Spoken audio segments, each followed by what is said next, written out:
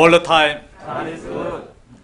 실내에서도 이렇게 마스크를 쓰고 있으려니까 많이 답답하시죠? 코로나 광풍이 불고 있는데 이 모든 것도 오늘 말씀의 제목까지처럼 하나님의 주권 아래에 있다고 생각이 됩니다. 그래서 광풍 자체를 바라보면 정말 두렵고 위축되고 아무것도 할 수 없지만은 주님을 바라볼 때 하나님의 또 선하신 뜻과 섭리가 있는 것을 또 발견하게 됩니다. 말씀의 제목은 하나님의 주권과 긍휼입니다.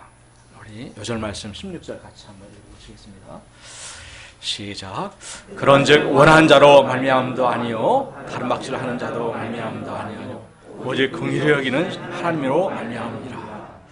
거룩하신 아버지 하나님, 죄악되고 교만하여 참 하나님의 저주와 심판의 대상이 되었던 저희들을 주께서 불쌍히 여기시고 아무런 자격과 꼬투리가 없지만 참 일방적으로 찾아와 주시고 택하여 주시고 구원하여 주셔서 참으로 감사합니다. 이 시간 이 하나님의 놀라우신 사랑과 긍휼을 제가 믿음의 눈으로 바라볼 수 있도록 도와주시고 그 안에서 믿음의 담대함을 덧입고 주님의 뜻을 섬길 수 있는 저희가 될 수 있도록 은혜에 불어주시기를 간절히 기도하고 원합니다. 이 시간 성령께서 고장정을 붙들어 주셔서 당신의 말씀을 증거하여 주시옵소서. 우리 주 예수 받들어 기도했습니다. 아멘. 오늘 방금 읽은 9장을 포함해서 10장, 11장은 이스라엘을 포함한 온 인류의 구원 역사에 관한 내용입니다. 특히 오늘 9장은 이스라엘에 대한 과거 하나님의 축복과 주권적인 선택 및 현재 이스라엘의 과오를 다루고 있습니다. 그 가운데서 하나님의 택하심의 원리가 바로 하나님의 선하신 주권과 긍휼이심을 가르쳐주고 있습니다. 파트 1, 큰 근심과 그치지 않는 고통. 1절을 보십시오. 우리 같이 한번 읽어봅시다. 시작. 내가 그리스도 안에서 참말을 하고 거짓말을 아니하노라. 나에게 큰 근심이 있는 것과 마음에 그치지 않는 고통이 있는 것을 내 양심이 성령 안에서 나와 더불어 증언하노니. 바울은 이전에 8장 39절에서 하나님의 그 크신 구원과 사랑을 깨닫고 확신과 감격 가운데서 높음이나 깊음이나 다른 어떤 피조물이라도 우리 주 그리스도 예수 안에 있는 하나님의 사랑에서 끊을 수 없으리라. 아멘! 할렐루야를 외쳤습니다. 그런데 이 큰 감격의 절정에서 그는 가족이 중병에 걸려 누워있는 것과 같은 큰 근심과 그치지 않는 고통이 그에게 있다고 고백하고 있습니다. 왜 그렇습니까? 이는 같은 형제여 골육인 이스라엘이 예수님을 영접하고 있지 않기 때문이었습니다. 3절에서 5절을 보십시오. 나의 형제 곧 골육의 친척을 위하여 내 자신이 저주를 받아 그리스도에게서 끊어질지라도 원하는 바로라. 그들은 이스라엘 사람이라. 그들에게는 양자됨과 영광과 언약과 율법을 세우신 것과 예배와 약속들이 있고 조상들도 그들의 것이요 육신으로 하면 그리스도가 그들에게 나셨으니 그는 만물 위에 계셔서 세세의 찬양을 받으실 하나님이시라. 아멘. 4절을 보면 그들이 받은 축복이 얼마나 크고 놀라운지를 8가지로 말해주고 있습니다. 먼저 바로의 노예로 살던 그들을 하나님의 아들 곧 양자로 삼아주셨습니다. 하나님은 이들을 가리켜서 출애굽기 4장에서 내 아들 내 장자라고 말씀하셨습니다. 영광은 하나님의 임재의 영광을 말하는 것으로서 애굽왕 바로를 상대한 그 열 재앙에서 또 홍해를 마른 땅과 같이 건널 때 또 시내산에서 언약을 맺을 때 광야 40년과 가나안 정복 전쟁에서 그 하나님의 영광을 체험하였습니다. 언약들이란 아브라함 때부터 여러 조상들과 세우신 언약들을 말합니다. 율법을 세우신 것은 곧 노예 백성 이스라엘에게 하나님의 백성다운 삶을 살 수 있도록 율법을 주신 것을 말합니다. 또 이스라엘에게는 예배와 약속들이 있었습니다. 이방인들이 큰 나무나 바위 또 바다의 여왕님을 섬기고 있을 때 이들은 성전에서 온 우주의 창조주이신 하나님을 예배하였습니다. 또 그들에게는 땅과 자손에 대한 약속 또 메시아에 대한 약속들이 주어졌습니다. 뿐만 아니라 이들에게는 아브라함, 이삭, 야곱, 요셉과 모세와 같은 기라성 같은 믿음의 조상들이 있었고 육신으로 말하면 그리스도가 이들에게서 태어났습니다. 이 그리스도는 만물 위에 계셔서 세세토록 찬양을 받으실 하나님이셨습니다. 이 정도로 큰 영적인 축복을 받았으면 하나님께서 보내신 예수 그리스도를 영접하고도 남아야 했었는데 이들은 배척하였을 뿐만 아니라 십자가에 못 박아 죽여버렸습니다. 뿐만 아니라 바울을 포함하여 초대교회 성도들을 쫓아다니며 극렬하게 핍박한 것이 바로 유대인들이었습니다. 가장 많이 하나님을 부르던 그들이 가장 큰 하나님의 원수 노릇을 하고 있는 것이었습니다. 바울은 이들에게 임할 하나님의 진노를 생각할 때 그 심령이 미어졌던 것 같습니다. 바울에게는 이들을 향한 목자의 심정과 눈물이 있었습니다. 그래서 주님, 제가 저주를 받더라도 이들을 구원해 주세요 하며 그의 영적인 생명을 내어놓고 매달려 간구하고 있는 것입니다. 아들 어거스틴이 방탕한 삶을 살아가고 있을 때 그 어머니 모니카는 주님, 어떻게 내 아들이 돌아올 수 있을까요? 하며 눈물로 교회에 나와 기도하였습니다. 그것을 지켜보던 암브로시우스 주교는 아들의 구원을 위하여 흘리는 어머니의 눈물은 결코 헛되지 않을 것입니다 라고 위로해 주었습니다. 모니카의 마음에 아마 이 말이 새겨졌을 것입니다. 이 눈물의 기도 위에 하나님이 만져주시고 역사하시자 탕자 어거스틴이 돌아오게 되었고 성 어거스틴이 되었습니다. 우리에게도 사랑하지만 아직 믿지 않는 가족들, 친척들, 또 친구들, 이웃들이 있습니다. 이들을 그냥 내버려두면 그냥 나무나 식물이 죽는 것처럼 그저 죽는 것이 아닙니다. 인간은 죄에 대한 형벌로 죽음의 고통과 두려움이 있습니다. 그들이 예수님을 통해서 구원받지 못하면 집행 날짜를 알지 못하며 늘 불안과 두려움의 정으로 사는 사형수와도 같습니다. 그 시각이 오면 모두가 예외 없이 하나님의 그 심판대 위로 올라가야 하는 것입니다. 내가 주님으로 받은 그 구원이 정말로 소중하고 기쁘고 감격스럽다면 그것을 누리지 못하는 자들에 대한 연민과 고통은 당연한 것입니다. 도리어 그것이 없다면 이상한 것입니다. 저희가 사도 바울처럼 가족과 친족들의 구원을 위해서 눈물로 매달려 기도할 수 있기를 기도합니다. 하나님께서 사시는 것은 그 어떤 열심보다도 심장과 눈물입니다. 자식이 흘리는 눈물을 보면 부모의 마음이 무너져 내립니다. 아버지가 되신 하나님은 그 자녀인 우리가 드리는 그 눈물의 기도를 결코 예면치 않으십니다. 반드시 응답하여 주실 것입니다. 파트 하나님의 주권과 긍휼 6절에서 33절입니다. 6절을 보십시오. 다 같이 읽어보시겠습니다. 시작.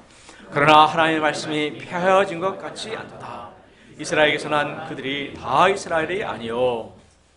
이스라엘이 그리스도이신 예수님을 거절하고 복음을 배척하는 것을 볼 때 하나님의 그 약속의 말씀이 폐하여진 것처럼 보입니다. 그러나 바울은 하나님의 그 말씀이 폐하여진 것 같지 않다고 말합니다. 이는 바울의 6절 하반절에서 이스라엘에게서 난 그들이 다 이스라엘이 아니기 때문입니다. 당시 유대인들은 아브라함의 혈통을 갖고 태어나면 할례와 절기와 음식법을 지키고 율법을 소유한 사람이라면 모두가 선민 이스라엘로 구원은 보장된다고 생각하였습니다. 그러나 바울은 그런 표면적 유대인이 진정한 유대인이 아니라고 하였습니다. 7절 이하에서는 진정한 이스라엘이 누군가를 아브라함의 가정이 예를 들어서 말하고 있습니다. 7절 8절을 보십시오. 또한 아브라함의 씨가 다 그의 자녀가 아니라 오직 이삭으로부터 난 자라야 내 씨라 불리리라 하셨으니 곧 육신의 자녀가 하나님의 자녀가 아니요 오직 약속의 자녀가 씨로 여기심을 받느니라.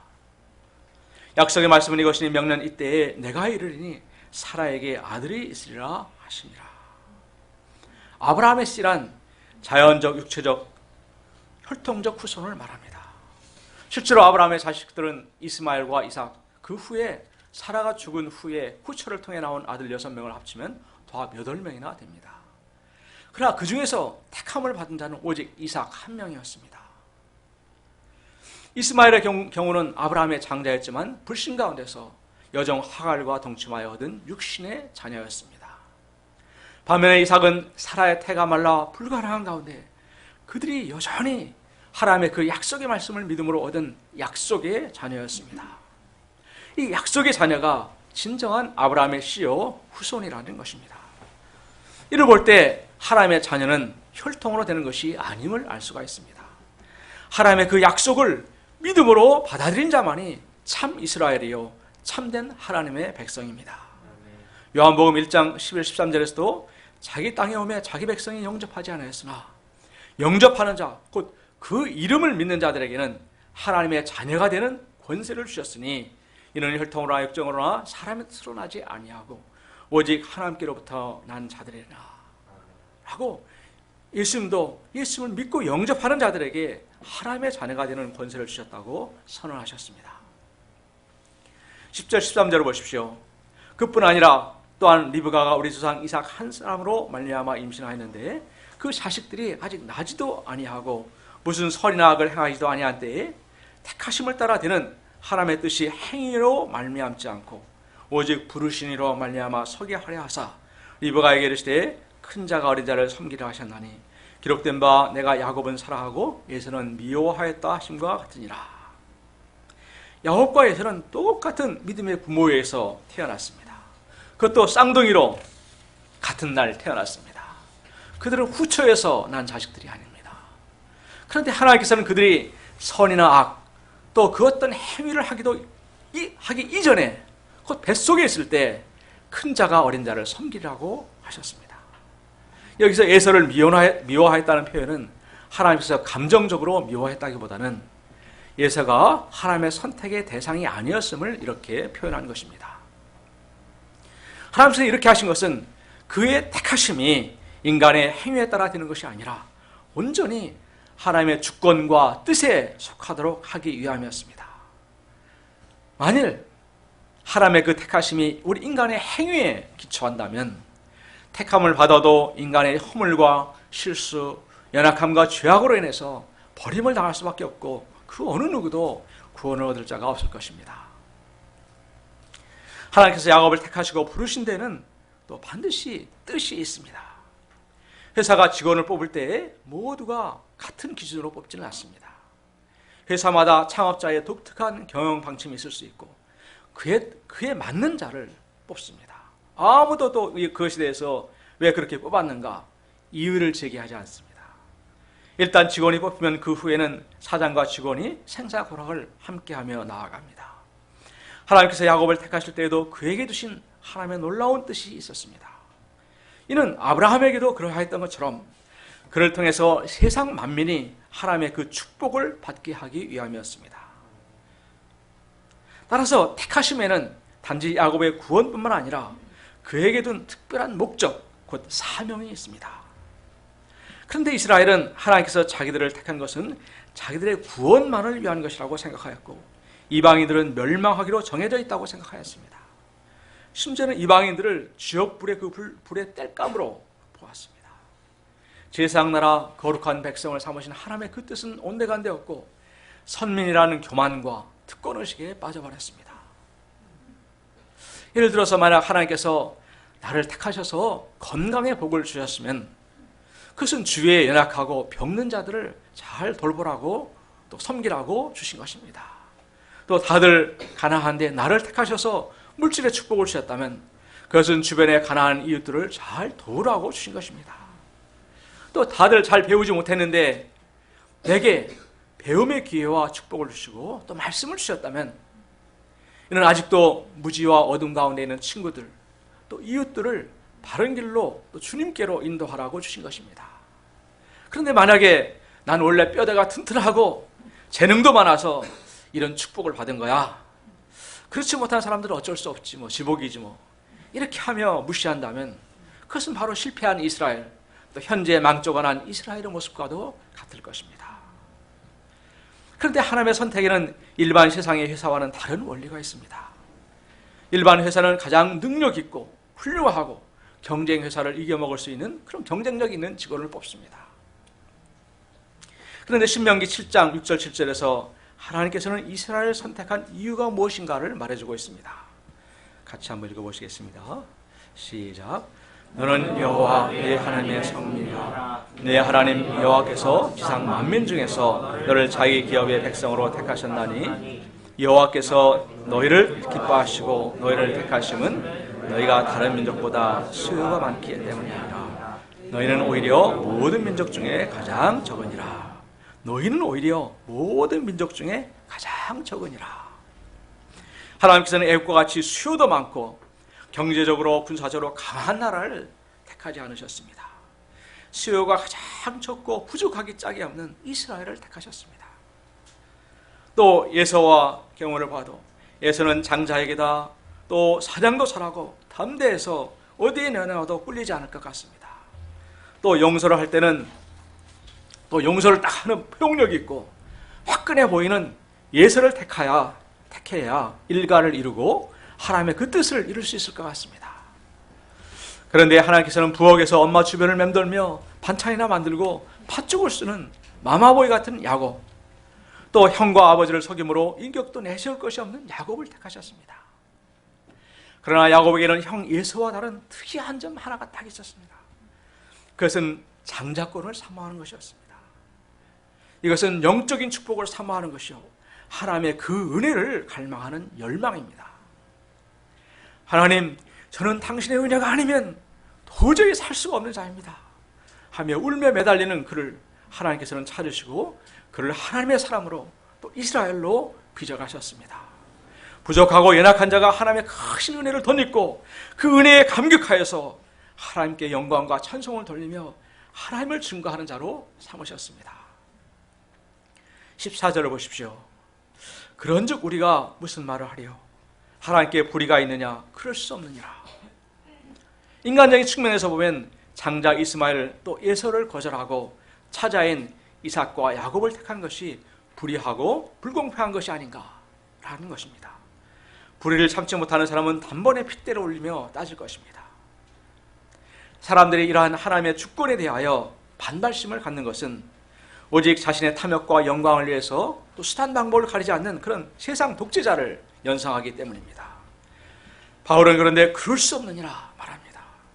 인간적으로는 그런 원망과 불평이 있을지 모르겠지만 그것은 하나님과의 관계에서는 적용될 수 없다는 것입니다. 왜냐하면 하나님은 창조주로서 모든 것의 주인이 되시고 또 그 모든 것은 그분의 선하신 뜻과 긍휼 가운데 이루어 가시기 때문입니다. 바울은 이러한 하나님의 절대 주권과 긍휼을 설명하기 위해서 모세의 예와 바로 왕의 예, 토기장의 비유를 들고 있습니다. 먼저 모세의 예입니다. 15절을 보십시오. 우리 같이 한번 읽어보시겠습니다. 시작. 모세에게 이르시되 내가 긍휼히 여길 자를 긍휼히 여기고 불쌍히 여길 자를 불쌍히 여기라 하셨으니. 15절 말씀은 원래 이스라엘이 황금 송아지 사건을 일으킨 이후에 주신 말씀입니다. 그들은 황금 송아지 우상을 숭배함으로 모두가 진멸당할 처지에 놓인 죄인들 중에 죄인이었습니다. 그러나 하나님은 모세의 간절한 중보 기도를 들으시고 그들에게 긍휼과 자비를 베풀어 주셨습니다. 우리 인간은 모두가 죄로 인하여 이 이스라엘 백성들처럼 다 심판받아 마땅한 죄인이었습니다. 하나님의 구원을 받을 만한 어떤 합당한 자격이나 조건을 가지지 못하였습니다. 그런데 오직 하나님의 은혜로, 오직 하나님의 긍휼과 자비하심으로 구원을 덧입게 되었습니다. 우리가 잘나거나 도덕적으로 깨끗하거나 능력이 많아서 구원받은 것이 절대 아닙니다. 우리는 구원의 그 출발선이 우리가 아닌 하나님의 절대적인 긍휼임을 잊지 말아야 합니다. 16절을 보십시오. 그런즉 원하는 자로 말미암음도 아니요 다른 박질을 하는 자로 말미암음도 아니요 오직 긍휼히 여기시는 하나님으로 말미암으니라. 우리가 구원받고 하나님의 자녀가 되는 것은 내가 원한다고 되는 것이 아닙니다. 또 다른 박질을 하는 그 노력으로 되는 것도 아닙니다. 오직 긍휼히 여기시는 하나님으로 말미암아 되는 것입니다. 그러한 긍휼의 대표적인 사람으로 우리는 모세를 들 수가 있습니다. 그가 출애굽의 지도자요 이스라엘 율법의 기초를 놓은 자로서 귀히 쓰임받을 수 있었던 그 비결이 무엇입니까? 그의 삶의 고비고비마다 하나님의 긍휼하심과 자비가 있었기 때문이었습니다. 모세는 태어나자마자 하나님의 긍휼이 없었더라면 날강에 던져져 악어밥이 되어버렸을 것입니다. 젊은 시절 혈기로서 동족 이스라엘 처죽이고 피신하여 미디안 광야에서 40년간의 광야 생활을 했을 때, 또 거역하고 불순종하고 대드는 200만의 노예 백성을 섬길 때 모두 하나님께서는 당신의 그 긍휼과 자비로 붙들어 주셨습니다. 그러니 하나님의 긍휼과 자비의 마음을 덧입고 그 힘든 백성들을 긍휼과 아비의 심령으로 섬길 수가 있었습니다. 그런데 이런 모세와는 정반대로 대척점에 있던 자가 바로 애굽 왕 바로였습니다. 17, 18절을 보십시오. 우리 같이 한번 읽어보십시다. 시작. 성경이 바로에게 이르시되 내가 이 일을 위하여 너를 세웠으니 곧 너로 말미암아 내 능력을 보이고 내 이름이 온 땅에 전파되게 하려 함이라 하셨으니 그런즉 하나님께서 하고자 하는 자를 긍휼히 여기시고 하시려 하시는 자를 완악하게 하시느니라. 바로는 하나님의 말씀을 들었습니다. 또 그 말씀대로 행하시는 그 능력을 똑똑히 보고도 끝까지 하나님의 말씀을 거역하였습니다. 하나님께서 이런 그와 10라운드까지 싸워주신 것은 그 능력이 딸려서가 아니었습니다. 하나님의 어떤 분이신가를 알려주시고 또 그가 돌이킬 기회를 또 회개할 기회를 주고자 하심이었습니다. 그러나 그는 신의 아들이라는 교만과 자존심으로 조금만 숨통이 트이면 말을 뒤집으며 끝까지 하나님을 대적하였습니다. 결국 결정적으로 온 애굽에 내려진 장자재앙과 홍해 바다 수장 사건으로 하나님의 그 능력과 이름이 온 땅에 퍼지게 되었습니다. 이 소식을 들은 여리고의 그 귀천한 기생 라합은 멸망당할 백성이었지만 상천하지의 하나님을 믿고 영접함으로 구원을 받았습니다. 18절에서 하고자 하는 자를 완악하게 하신다는 뜻은 원래 바로는 착한데 하나님께서 그를 나쁘게 하셨다는 뜻이 아닙니다. 그 완악한 마음대로 내버려 두신 것을 이렇게 표현한 것입니다. 어떤 안 믿는 사람이 있었습니다. 그런데 그가 어디서 하나님께 선택받은 사람이 있고 그렇지 못한 사람이 있다는 말을 듣고 굉장히 화가 났습니다. 그리고 하나님은 불공평해! 왜 그렇게 하셔? 막 이렇게 했습니다. 그러니까 믿는 사람이 그걸 듣고 있다가 아니 왜 그렇게 열을 내세요? 당신도 택함을 받았는지 모르잖아요 라고 말했습니다. 그래서 이 사람이 듣고 보니까 그럴 것 같고 또 말문이 막혀가지고 그럼 내가 택함을 받았다는 것을 아는 방법이 있어? 이렇게 물어봤습니다. 그러니까 이분이 믿는 사람이 있습니다. 정확하게 아는 방법이 있습니다. 뭐라고 했을까 같습니까? 뭐라고 했냐면 이분이 예수님을 영접하세요. 택함을 받은 사람은 예수님을 영접하도록 되어 있습니다. 이렇게 이야기해 줬습니다. 그러자 이 불신자가 그걸 듣고 나는 예수님 영접 안 할 거예요. 이렇게 이제 고집을 피웠다고 합니다. 너무나 간단한 진리인데 또 곰곰이 생각하면 또 복잡한 면이 또 있습니다. 마지막으로 바울은 토기장의 비유를 말합니다. 19절을 보십시오. 혹 내가 내게 말하기를 그러면 하나님이 어찌하여 허물하시느냐 누가 그 뜻을 대적하느냐 하리니 이 허물과 대적은 모두 하나님의 절대 주권에 대하여 이유를 제기하는 인간의 모습을 말합니다. 현대인의 성경은 이 부분을 그렇다면 어째서 하나님이 우리에게 잘못이 있다고 나무라십니까? 하나님의 뜻을 거역할 사람이 아무도 없지 않습니까? 라고 질문할 사람이 있을지 모르겠습니다. 이렇게 번역했습니다.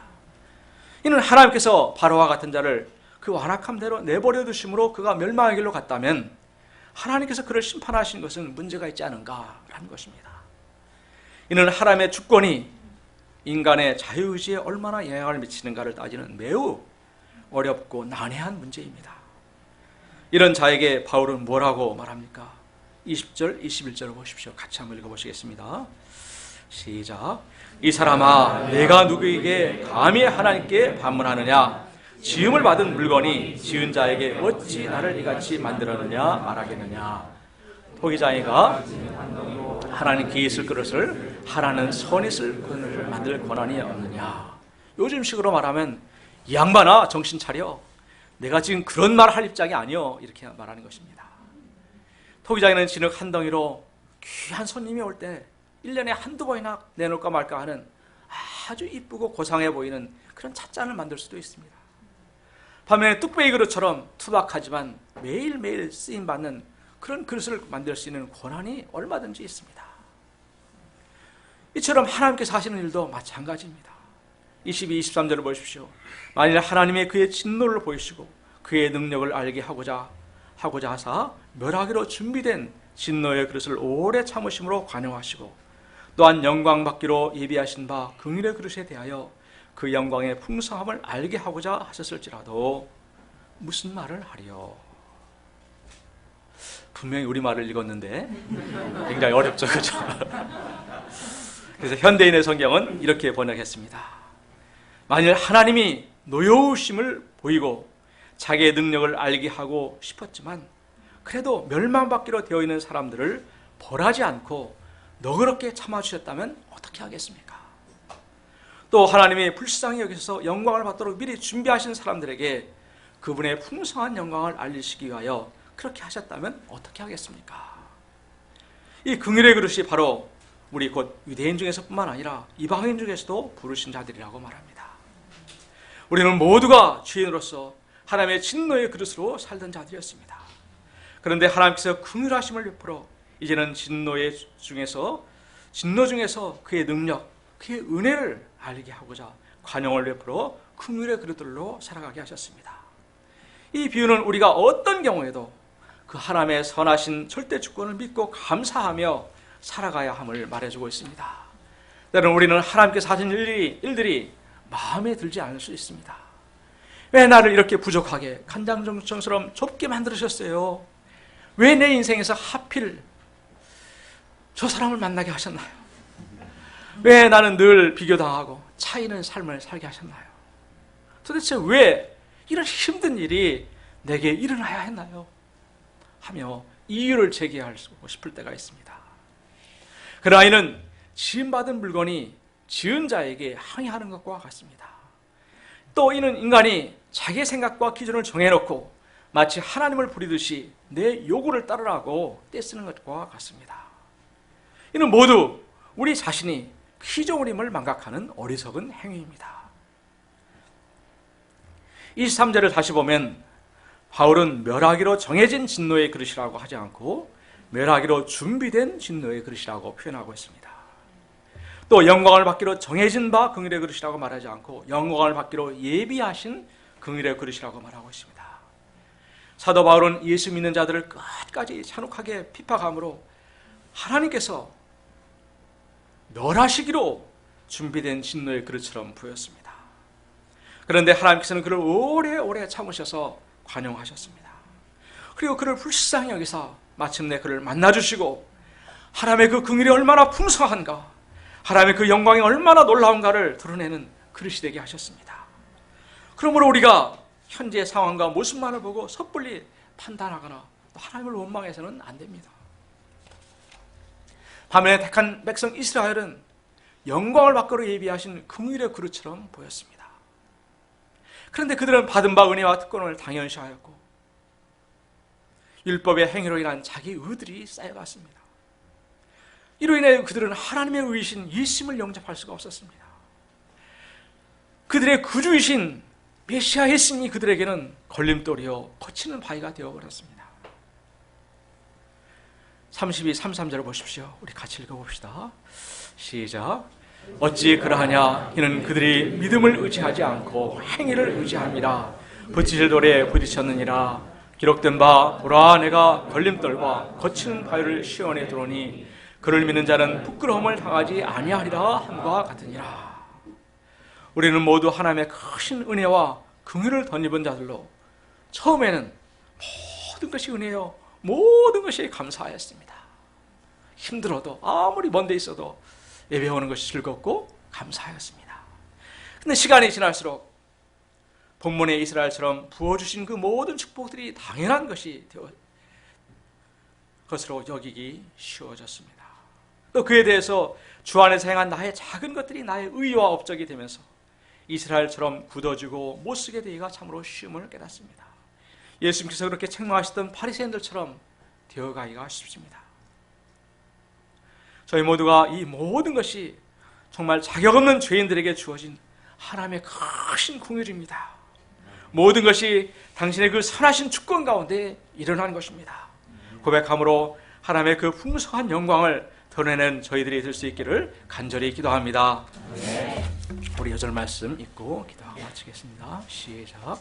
그런즉 원하는 자로 말미암음도 아니요 다른 박질하는 자로도 말미암음도 아니요 오직 긍휼히 여기시는 하나님으로 말미암으니라. 그러하신 주님, 지금 이 순간도 아무런 자격이 없는 저희들을 당신의 사랑과 긍휼로 붙들어 주고 계신 것을 인하여 참으로 감사합니다. 하나님의 선하심과 사랑하심과 저희를 택하심을 인하여 너무나도 감사합니다. 제가 이 주님의 은혜를 잊지 않고 늘 겸손하게, 늘 새롭게 더 많이 주님을 사랑하고 의지하며 또 믿음으로 살며 주님을 기쁘시게 하는 저희가 될 수 있도록 은혜에 풀어주시기를 간절히 기도합니다. 부장님은 감사합니다. 우리 예수 받들어 기도했습니다. 아멘.